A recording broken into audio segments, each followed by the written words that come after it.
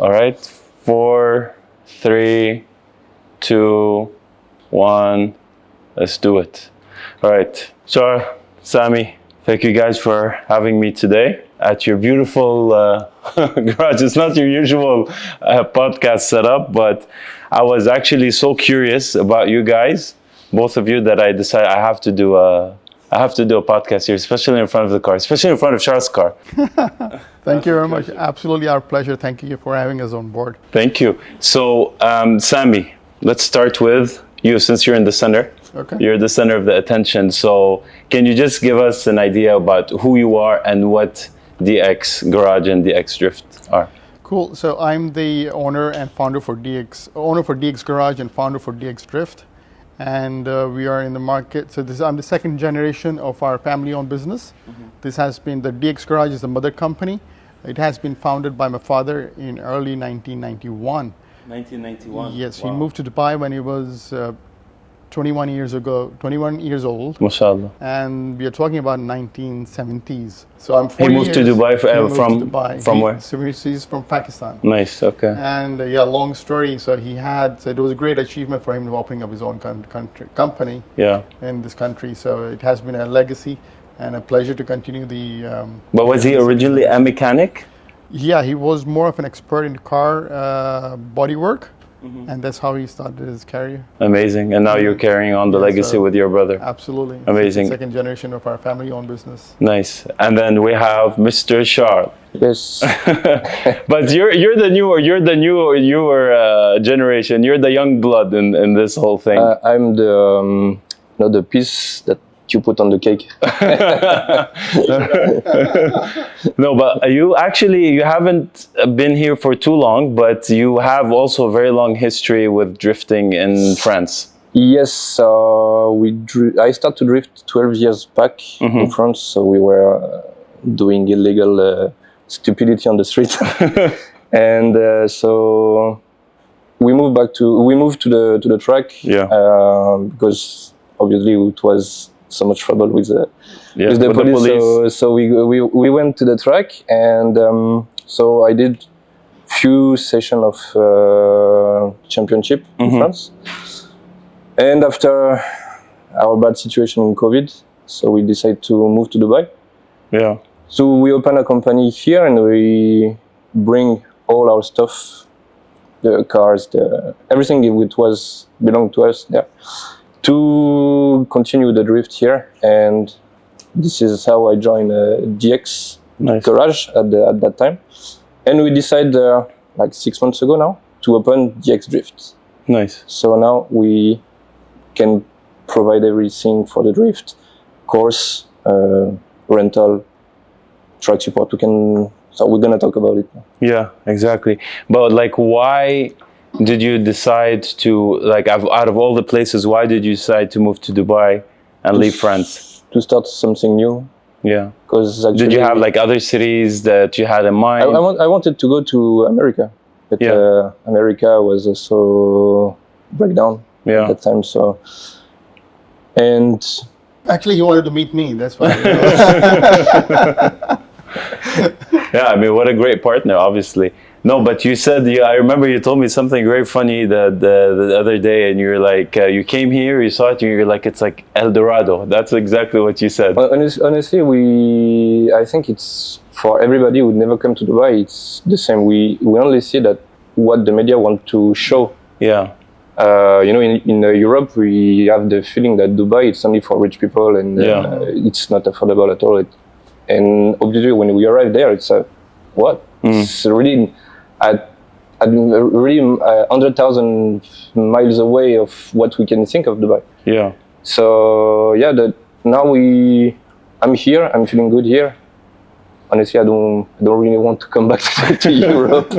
And so no, it's amazing. So basically, it was, as you guys mentioned, it was originally a DX Garage, and then Charles came, and then you sort of have DX Drift, which is a separate arm specifically for drifting and everything related to absolutely to drifting. And then what what initially inspired you guys to do like the idea? Like, what was the inspiration? Were you doing drifting before, for example, Char came, or was it something that he came and then you realized, okay, you know what, let's have a separate arm for it? Absolutely. So in DX Garage, we have been into car service and repair since long. It's 33 years of whole long journey. And my brother and my partner in it at DX, Ahmed, so he has been drifting from last 15 years. And it was more of a passion for him, doing drifting, training, learning, and so on. So he has trained a lot under his belt. And then we came up, okay, so why not we convert the passion into profession and to contribute a good cause to the drifting community. And we felt there's a need, and that's where we took an initiate on that. And there we are. So it's I think we're just 6 months old, but we have a good brand name because it is continuing from the legacy of DX Garage, and now we're into DX Drift. So actually it was just shifting our passion into profession and making it more corporate so that we can increase the community of drifting in UAE. So your brother started drifting 15 years ago. He was doing it illegally, but was your brother also doing it illegally? So yeah, of course. I think that's how we all start. We do. It's always the troublemakers, right? The ones they want to rebel, so they take the car and stuff. So I'm pretty sure he was doing it in the parking lots or something. So that's how we actually start in the beginning. You got cars and you got a hot young blood. You want to do something new and not just driving slow, a classical car at the last track. Yeah. So play with cars. So that's what we are all about. DX Garage is into car service repair, and DX Drift is into motorsports drifting entertainment, and that's where we take care of it. He started basically on the parking lots, but then he joined. He did some couple of courses, and then became a professional coach to train people, and that's how I think so far he has been training. And he had a privilege of also training Dubai police fleet. Nice. When Dubai police were so he was training the Dubai police? Yeah. So wow. when they got the new fleet, which we see now on the roads, McLaren, Ferrari, Lamborghini, Ferrari. So if in case that those cars lose their control, so it was very important to basically train those drivers who are driving those high supercars. So to train, if in case you're chasing someone in the car, you lose the control, how to get the car back in control. So he has been awarded and acknowledged by Dubai. So they got some nice credentials under him. But did you guys ever do a drift car for the Dubai police or not yet? No, that was no. We have a certificate. Yeah. So they just give the token of appreciation. Yeah, so that's good. Yeah. But in terms, so you would say basically that's how it started. But at what year can you say that the drifting sort of became legalized or professionalized in Dubai? Like, did they start having like specific tracks for it, or? Yeah, we got, so currently if you look at UAE, we got about 5 to 6 tracks in UAE.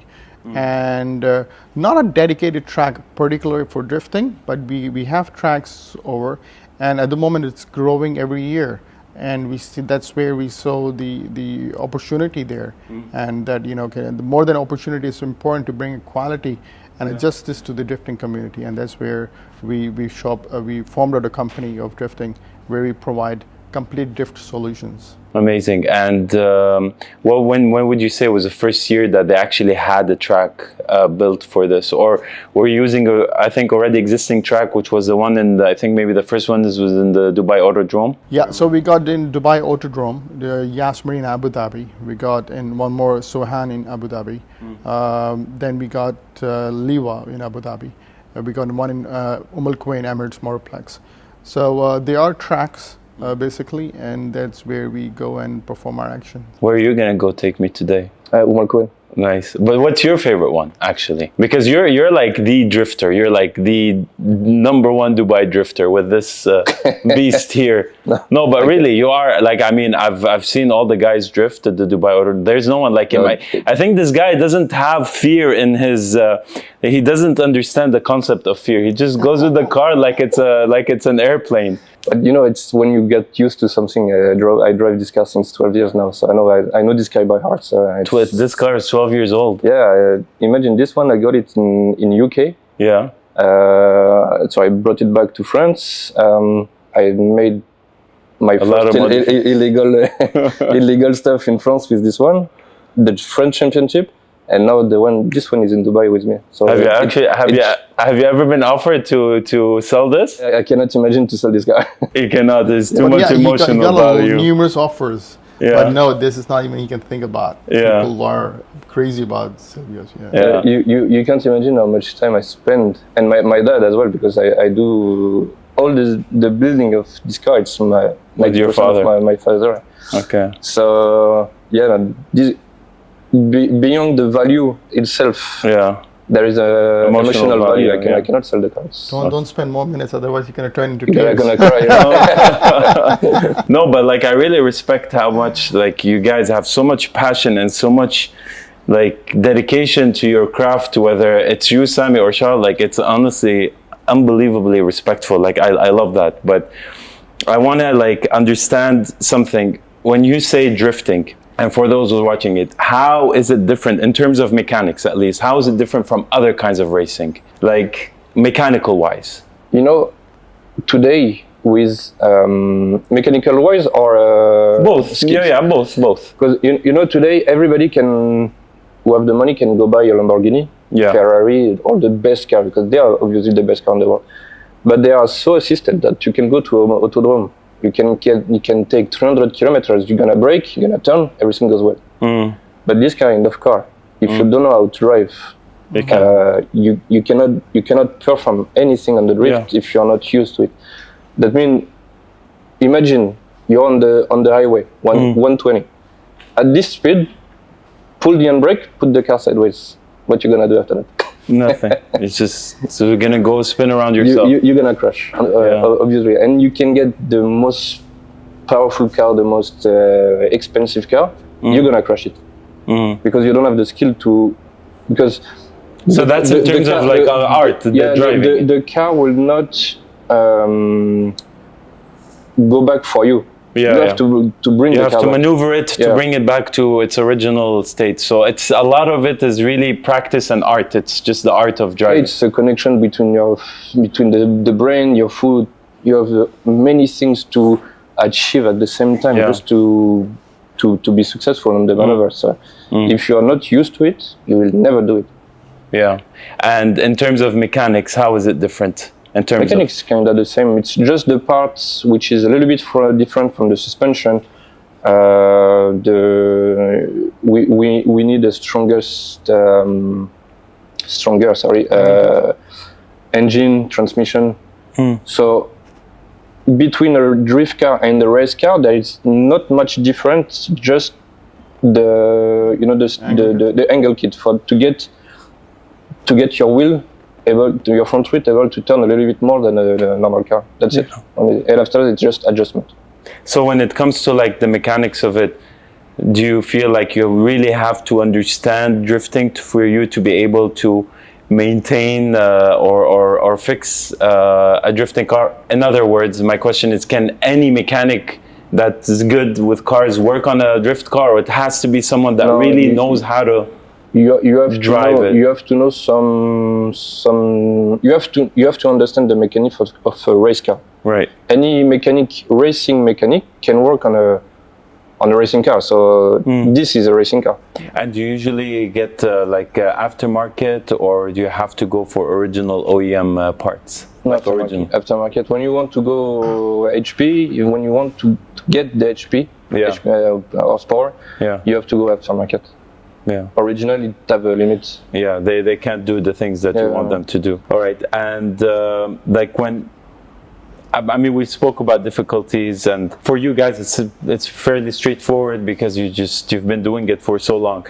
But how do you sort of maintain the safety of the cars? Like, what extra mile do you do to sort of like make sure that this car is safe, like it's good to go on the track? Is there something that you do that just takes it a little bit step further to ensure the safety? Yeah. So like every motorsports got their own safety factors. The first thing is definitely the roll cage we installed. Roll cage. And it has to be FDA approved. depends if you're participating in a championship or just as Charles mentioned that if you want to have fun over the weekend on drift nights, so then still standard roll cage works, but that's mandatory for for the safety purpose. And the other things, we got other brands for the seat belts, nice stronger helmets, and the tires they play an important role. So these are these couple of factors what we always look into to provide more safety to the. So the roll cage is one of the most important things that you could do. But when you say roll cage, has there ever been an incident where a car actually rolled over and drift? Oh no! So that's the beauty about drifting. There are motorsports which are quite aggressive and it has a lot of accident ratio. But if you just do your research on internet or wherever, the drifting has a very less number of accidents, and especially very low percentage of any death casualty or fatalities. It's very low. It's very safe environment. So that's the whole concept about drifting in a safe environment on a track, that you are surrounded by a good professional track supports. The car is well maintained, and the track is in a good shape.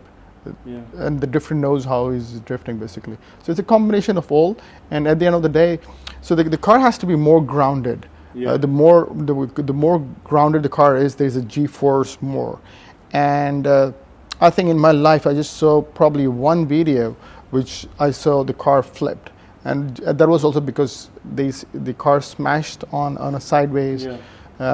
It was a fault of a track, not the car. That's actually something I was very curious about. Is that why you guys stripped the car from everything to sort of maintain the weight distribution? Weight distribution plays an important role in drifting, as Charles was mentioning about increasing the horsepower of the car. So we built the engines more powerful, and we try to cut the weight on the car. And the more lighter the weight of the car is, the more it drifts. And the stronger body kit, the stronger the angle kit, and a couple of more components. So the lighter weight and the powerful engine plays a good role. Where do you how do you mean most of the weight has to be uniform along the entire car, so that it doesn't have it has to weigh almost equally the same at all sides? So that's how the roll cage basically plays an important role. It's a complete roll cage when you're sitting inside the car, and even though let's say if it hits the sideways, still the chassis and the body doesn't get dismantled or disoriented. So it stays intact. Nice. And what about I saw once when we were at the track, and I think Char was there. How do you guys prevent cars from overheating? I remember one car was I think it was someone from outside. His car is completely overheated and it caught on fire. Is it something that usually is always a risk, or can you prevent it? The drifting basically goes with a lot of hands along side by side. For example, a good track support, a basic driver with having a good IQ about mechanism a little bit of the car, so we train them also. And also, if you manage the car, if you're just pumping the car, accelerating and non-stop, and without knowing what's happening to your cooling box, so you have to keep an eye on that. So that's why a good track support system, what we also provide, helps the car to cool down, have a tight look on the car. And if you are having a good checklist with that, the maintenance cost is very less. It's not like what other drifting, spots they have. But it's just about having a good checklist on the cooling system. But we do go for a cooling system, right, Charles? We upgrade the cooling system itself, so we put a stronger radiator with a lot of more water into it, so the efficiency of the cooling is going to be increased, because we are all the time revving the engine at the maximum, so obviously the engine is getting hot really fast. So if you don't upgrade it, you're going to overheat it. And is this something that you're doing for all the cars? There is the entry level of the drift. It's the category it's called grassroots. This one you can keep your original setup, because the engine is original. So we do not modify the engine itself. So it's the cooling system is adapted already to the engine. So this you don't really need to modify everything. But for this kind of car, for example, we put the radiator at the back of the car. Why? For the weight, Weight for distribution. the weight balance, and also to get a lot of more water also in the car.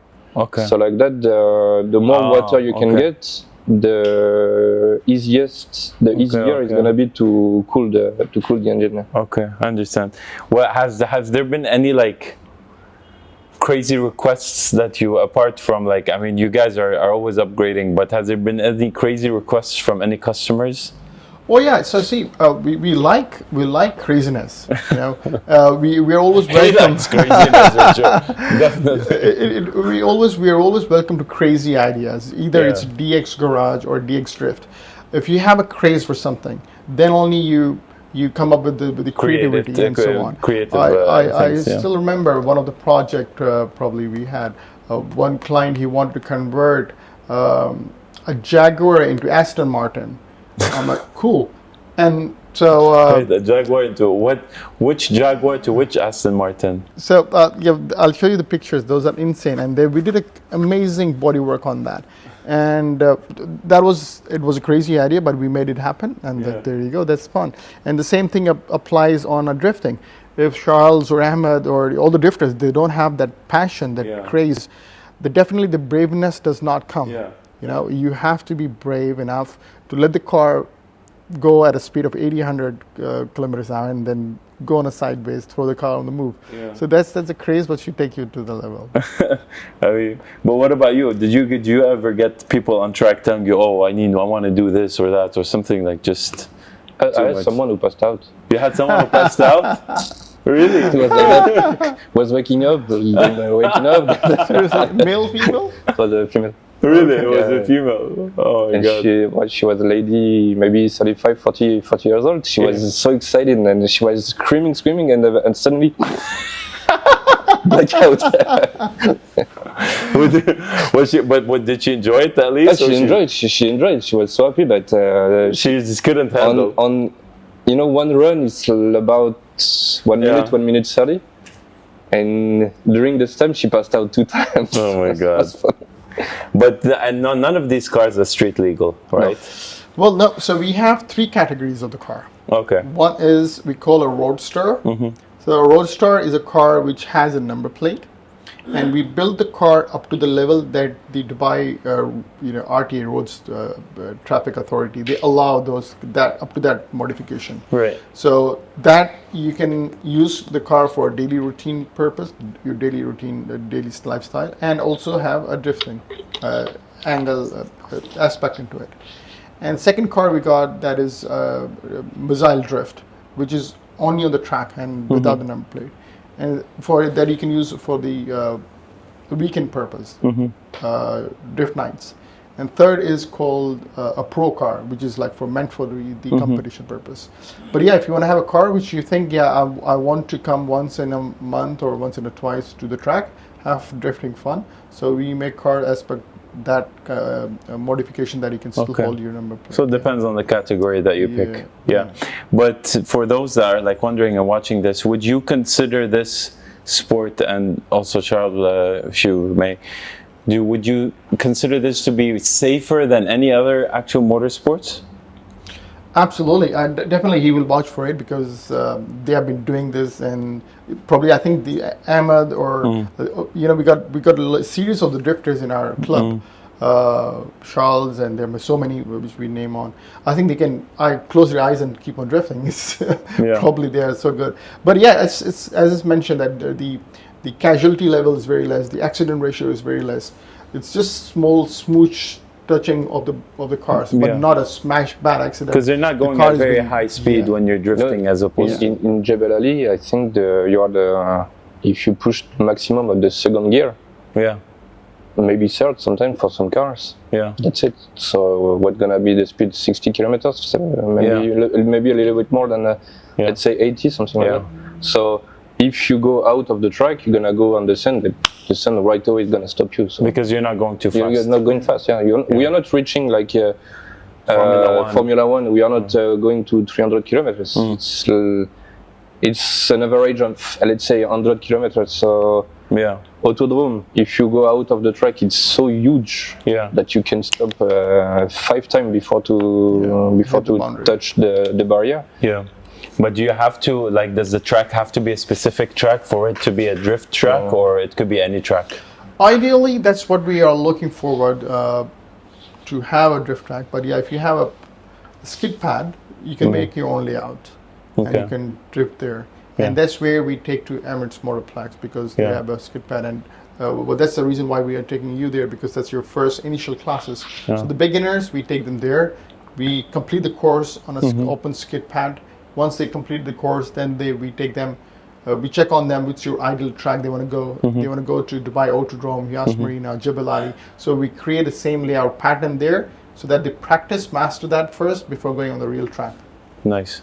And how, like, in order to just make sure that you always have the best sort of performance and the best performing cars, what do you do to stay up with the latest technologies? Like, is the technology of drift car kind of like traditional, or are there like new things coming up? I mean, one of the ideas and one of the things that you did was the cooling, but how do you stay up to date? Do you do things differently? See, we always believe on innovation. We always believe on learning things, adopting new technologies. And just last week, we were signing up a contract with one more tire suppliers. So we keep on studying, look in the market, what's better for the for the economy, for the drifting. I mean, so it should be affordable, reliable as well as. So we look what is more long lasting. So that the study keep on going, and we keep on modifying things with the passage of time. Nice. I mean, I know you guys are like gas heads.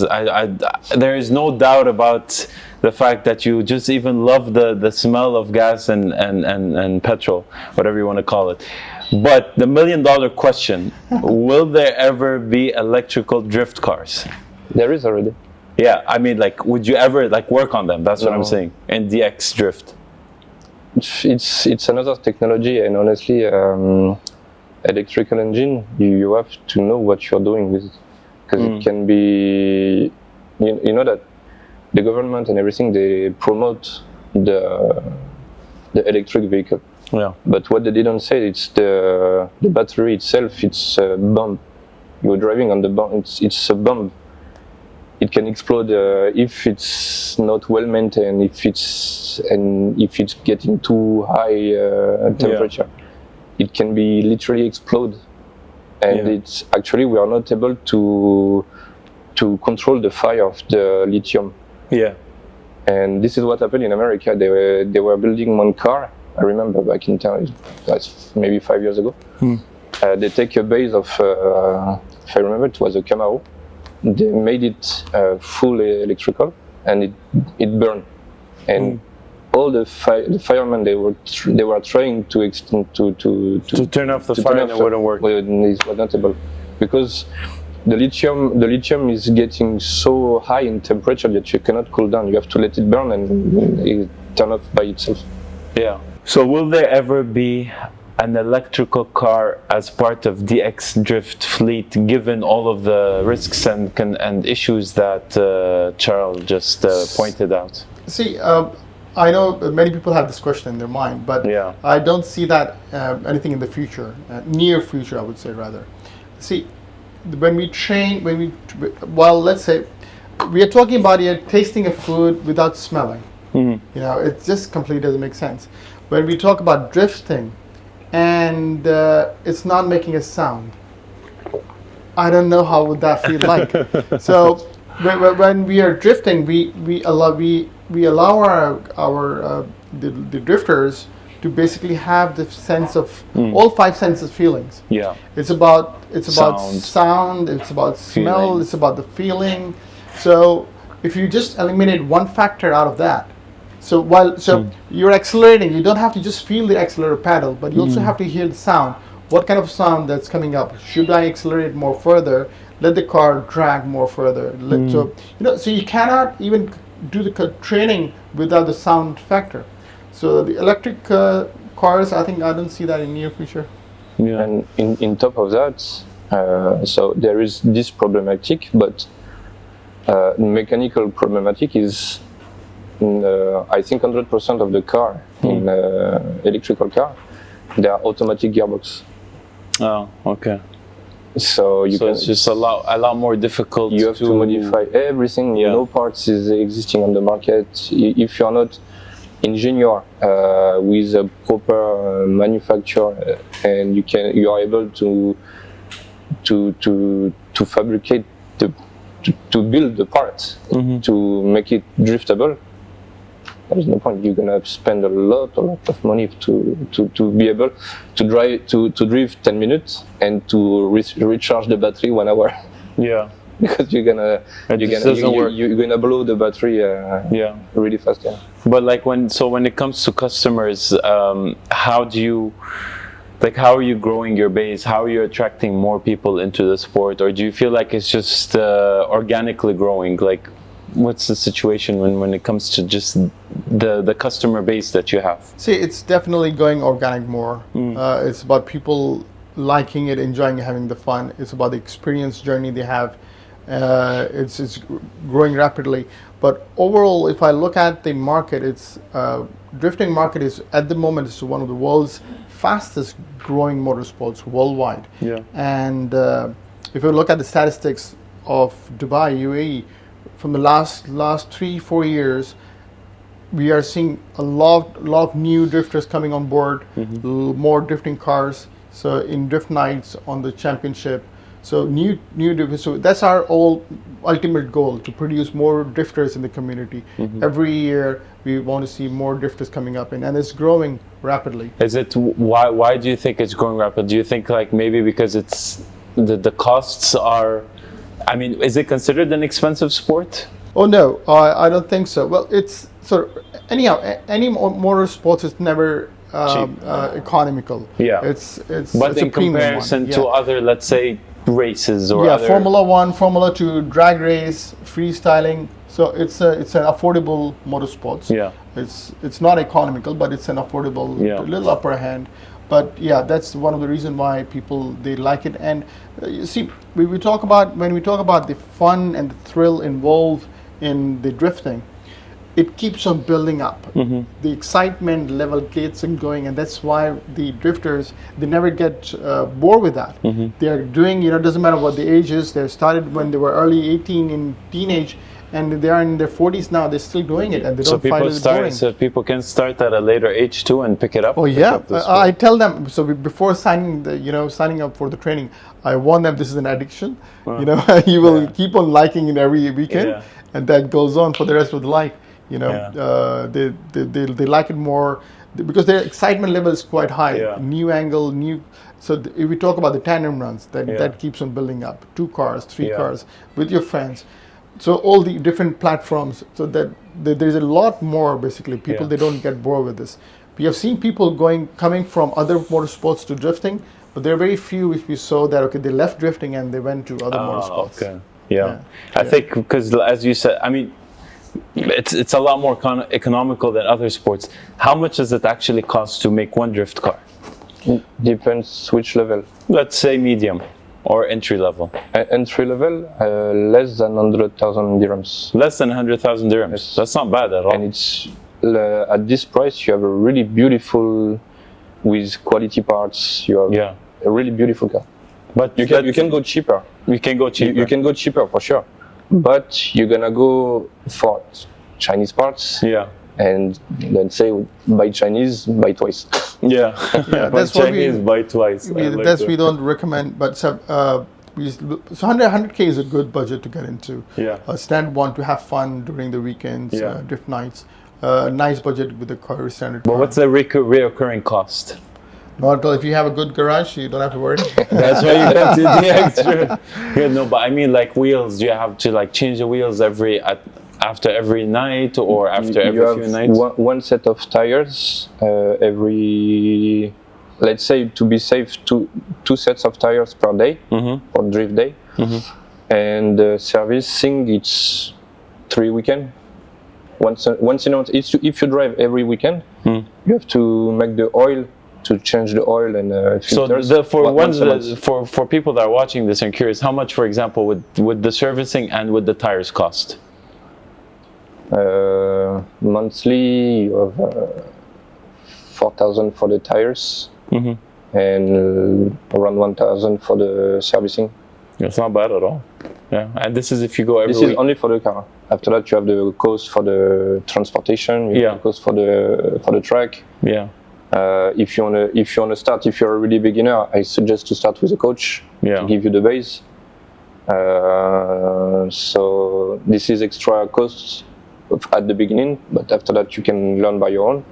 But I suggest really to start with a coach, because you can start. If you start by your own, you're gonna get some bad habits, and you're gonna keep it, and to get rid of it, it's Very gonna hard. be really hard. Yeah. I mean, how young can a person start? 14. 14. As long as you can. As long as you can see above the steering wheel. Because I remember Jules was Jules' son. Yeah, he's 11.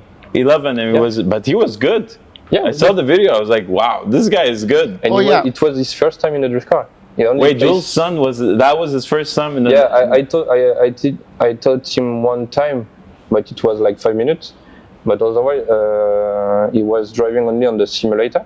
Wow. And after that, Jules put him in the driver's seat. He was doing some stuff on the car. It was funny. Yeah. Yeah, so we're coming up with two aspects. We are coming up with DX Drift teams.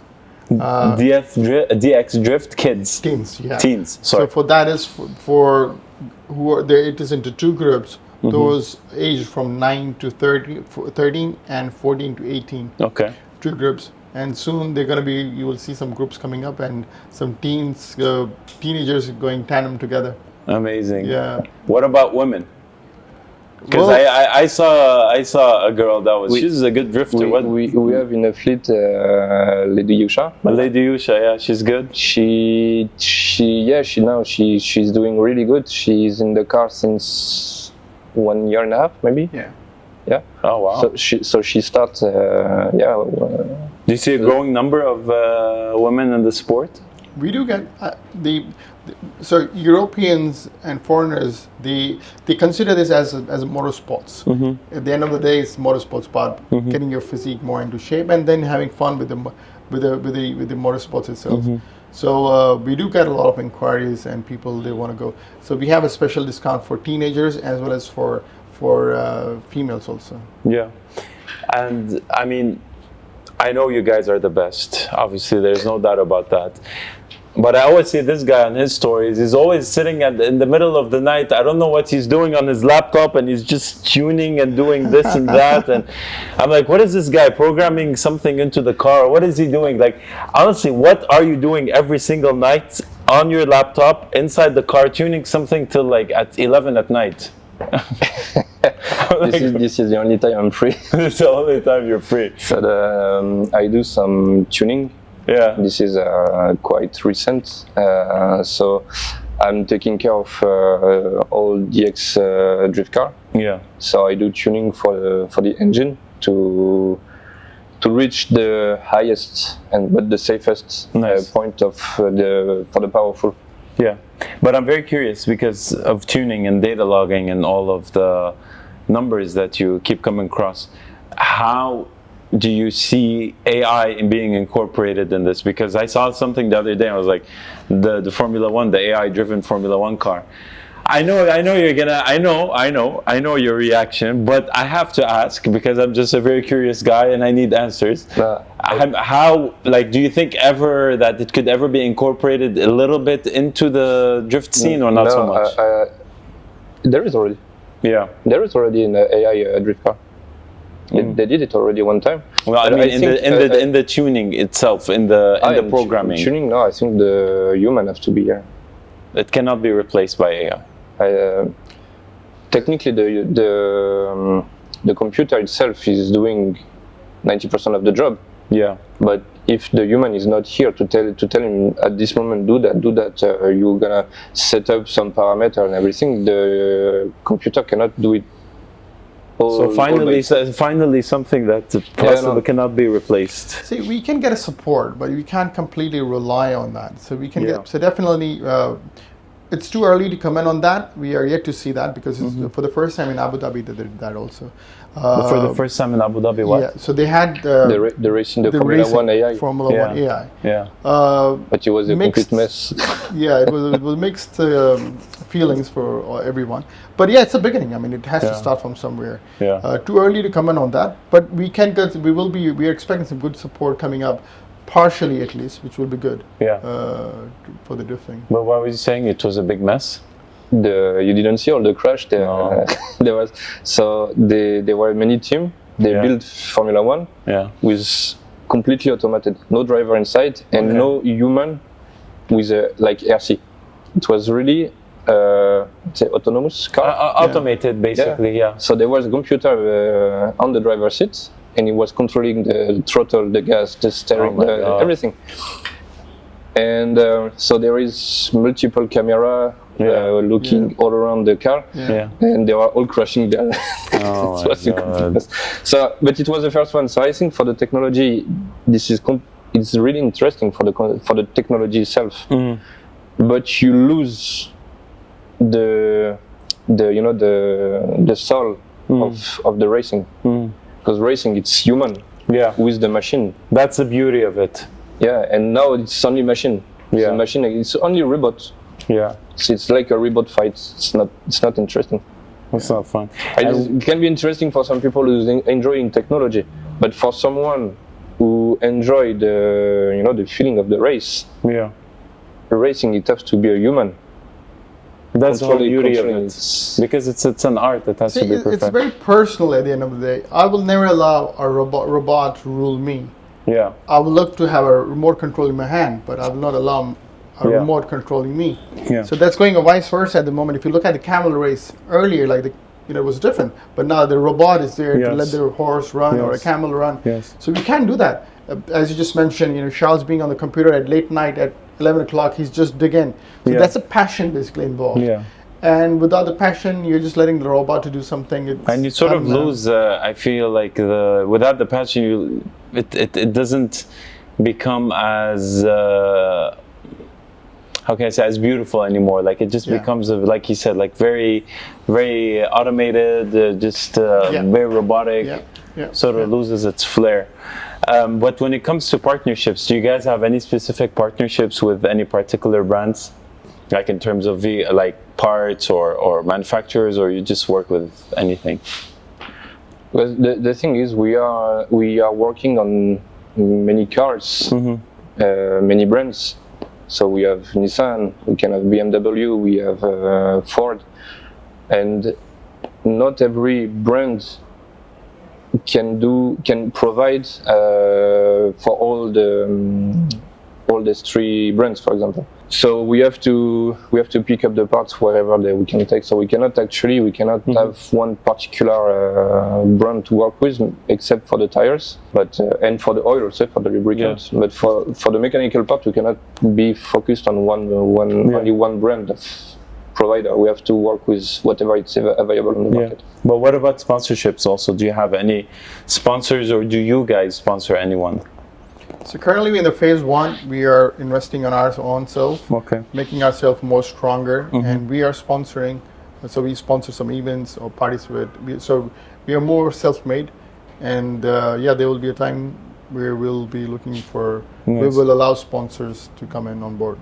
So with this growing community now and all these things coming along the way, I was actually curious. Like you said, the community is growing in Dubai, but who was sort of the first person that started? Was it your brother that really paved the way? Ahmed gets in Dubai specifically. It's not only about DX, but when we talk about the drifting community, yes, exactly. So there were only few bunch of friends who basically took an initiate, and Ahmed was one of those. And since his young age, so they were just 3-4 hardly. I still remember them, 4 or 5 guys hardly doing it, 15 years ago. and that's where everybody had It's the a very dream fresh of. sport, basically, in Dubai. Currently, so Dubai 15 has years. probably, yeah, so we are the one probably at the pioneer at the moment for the drifting, providing the complete drifting solution. But internationally, the drifting is a world's fastest growing motorsports. Nice. Last year in Poland, Master Drift, they did just in one day 55,000 crowd in just one stadium. 55,000. Yeah, that's a big number. It is a big And, number. That's a full Yeah, football those stadium. who are aware about the drifting, the drifting, they made a track in a football stadium, Wow. and that was a craze that they wanted a drifting inside that football stadium. So they made the track, they had the event, then they removed the track for the grass again. So the craze That's is crazy. everywhere. Yeah. How much was the Emirate Championship? I think it was 5,000 What was that? at Emirate ADC. Yeah. The last event, I think it was 5,000. It was the first time in the Yeah, the UAE. spectators were there. Good. Last year. So as I mentioned, every year, even in summer, we see that it's non-stop action. Before in summer, people are like, oh, it's not a summer motorsports. Let's quit it. But now look at it. We're having an interview in June, and then we got evening. You're going with him, and tomorrow we got a booking more. So even the action is happening in summer also. Amazing. But when it comes to competitions, do you guys have your own team, or do you have an actual official team that competes under the name of DX Drift with the other racing teams? It's all we do. So more than the competition, DX itself, we value more on entertainment, Right. having fun together in the community. And if someone wants to go take it to the championship level, so we hold up their hand and we take him to that level a little more. But championship is a part of something what we do. Not only we look at the championship, we have fun together. We actually kind of promote more drift nights, Yeah. having fun within ourselves, with the community.